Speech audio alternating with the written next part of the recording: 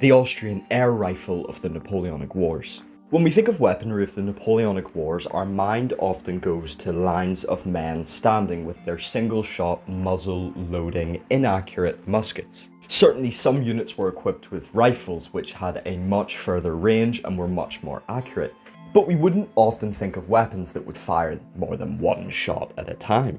However, that is not the case for the Girardoni air rifle, and the air rifle was certainly a strange gun.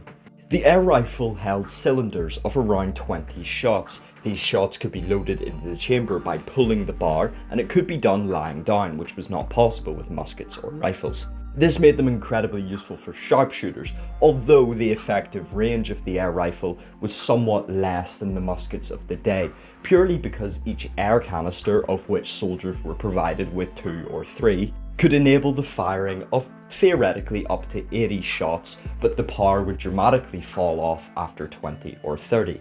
A tube of 20 rounds could be switched in under 10 seconds. However, the pressurized air containers were incredibly sensitive to damage, were incredibly sensitive to atmosphere, and because they were pressurized to a level of around 10 times what tires on a normal car would be today, it took around 30 minutes or 1,500 hand pumps to recharge.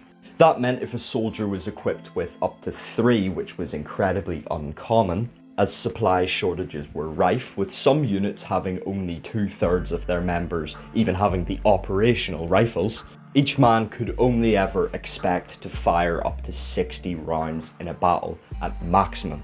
While this is actually more than your average infantryman, the units that these rifles were given to were supposedly sharpshooters and specialised cavalry, which would have been doing more fighting.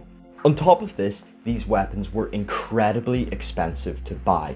The Austrians didn't really like handing them out because they thought that most of their soldiers were too stupid to use them, and to an extent they were correct. When the rifle was trialled with normal soldiering recruits, they basically just messed it up.